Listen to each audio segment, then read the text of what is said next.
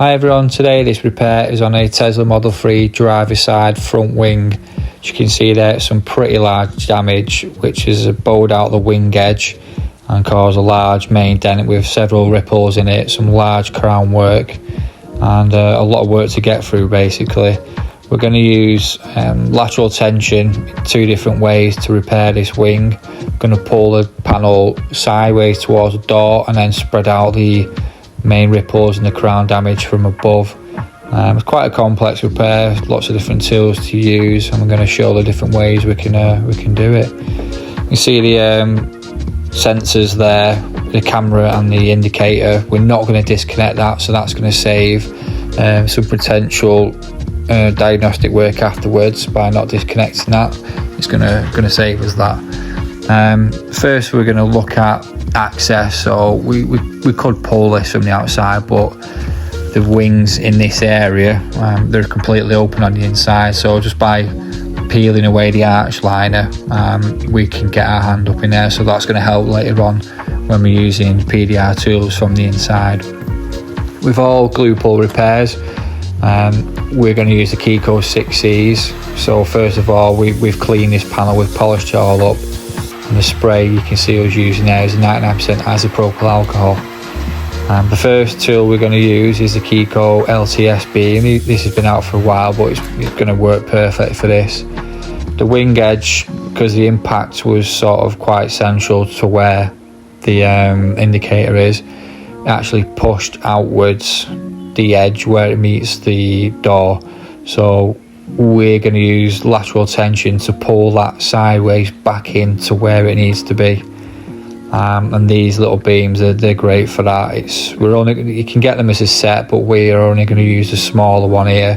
As you can see, I've placed it over the body line of the door and the body line of where the wing edge is.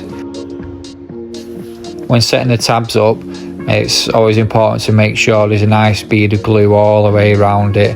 Any gaps here and there, or especially on the edges, can cause it to shear away too soon when we're actually applying the tension.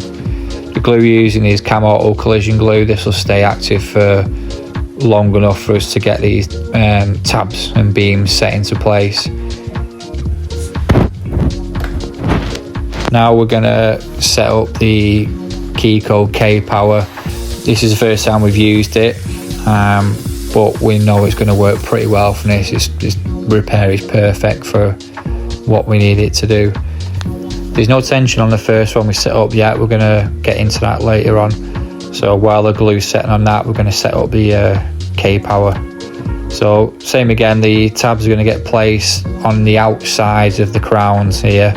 The crown, you can see it's quite high up there. It's probably maybe 12 inches long. You can see where the light reflecting is ripply and wavy.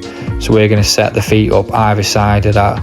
So when we're pulling on the first one, this one's going to be pushing the crowns outwards, which is going to take all the tension off that. So we can start pushing from the inside, so the metal is going to flow where we need it to. Those large crowns, they have to go back to where the damaged area is, otherwise you're just going to be fighting against it. It's going to be so difficult to repair something this size and this rippled.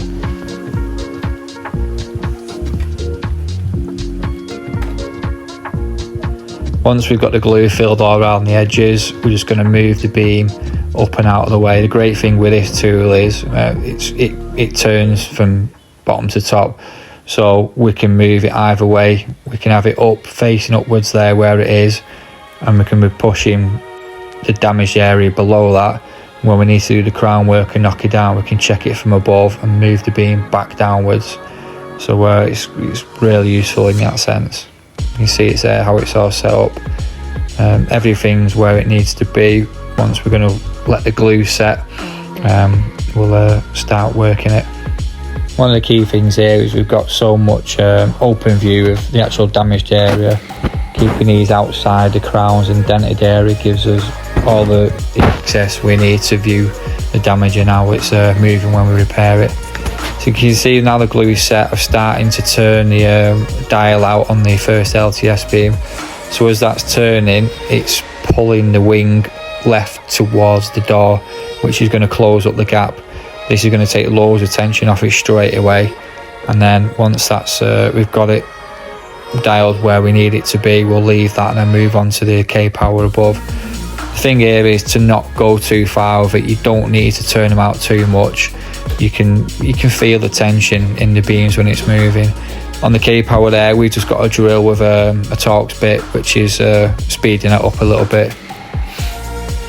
You can see now that it's a bit stiffer, so we know the tension's on there. If it's too much tension, just wind it back in.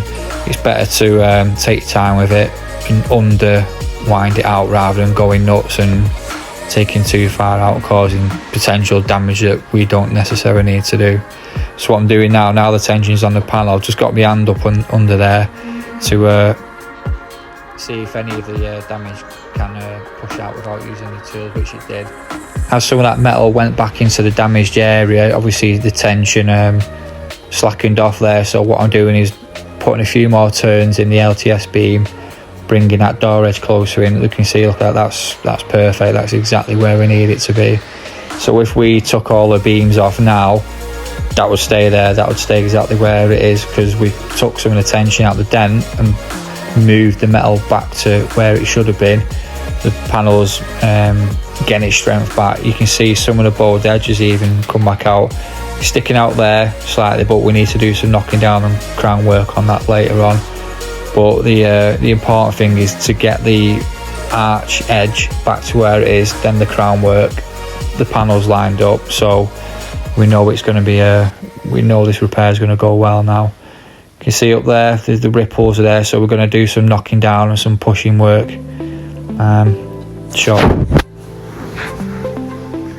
Under the light, we're going to use this double bend bar. It's got a pretty broad rubber tip on the end of that, because the dents are pretty soft and shallow now. It's all going to push up really easily, so the more we can push up with a broader tip, the quicker and easier the repair is going to go. We don't need anything sharp at this point. It'll be a while before we get into the finer detail, so getting the damage up quickly and clean is the main idea here. So now that we've pushed a lot of the dent out, we're going to do some knocking down crown work. That's going to relieve more tension, which is going to make the metal flow back into the dented area. You'll notice that I've still got the beams on there at the moment. I'll keep them on there for a bit longer yet. Once we get more of the dents worked out, we'll take them off later on. You could take them off now, but I've kept them on for a bit longer.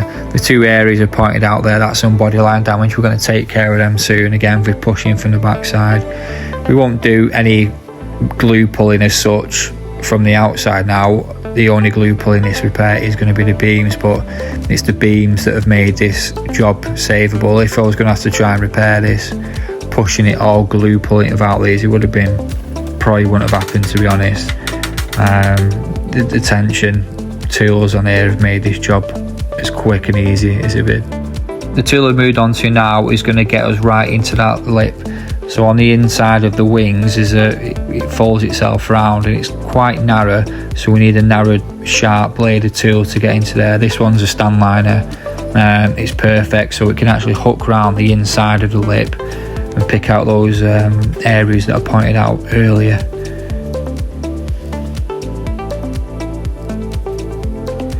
We've done most of the pushing. The panel's got its strength back, it's not going to wobble, it's not going to like oil can. We're going to just remove these, quick heat up with the heat gun again, 99% isopropyl alcohol to release it, and then it just peels away. Same on the LTS beam here, then we'll just wipe it off and you'll see how it's looking so far. So as the repair's gone on, do some more crown work. At this point it's all just knocking down and pushing out, just like a traditional PDR repair now. Moving on to some sharper tips, it's still the double bend bar.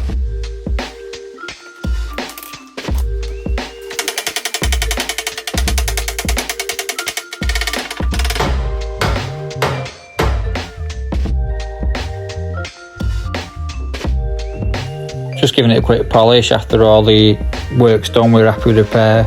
just a polish now to take off any marks, any scratches that could have been on there from the damage, or any marks that can be caused by knocking down. They all just polish off with a cutting compound followed by a glaze compound to get rid of the marks left from that. So here's the finished repair. It's come out really nice, really happy with how this is gone, and the customer was too. He was thinking it's going to need a new wing, which would then involve a respray, blending into the door, the pillar, potentially the bonnet, potentially the bumper, but we saved all that. Not had to disconnect the indicator and camera lights, which has saved another job in itself. No parts replaced, no paintworks, polished up really nice.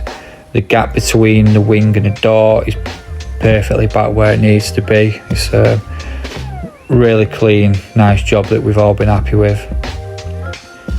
So any sort of large damage like this, using lateral tension is an absolute lifesaver. Probably wouldn't have happened this job if we hadn't have used it, and you can see the results there. It's gone great. If there's anything we can help you with, any Tesla dent repairs, contact us at www.dentdetailpdr.com. Thank you.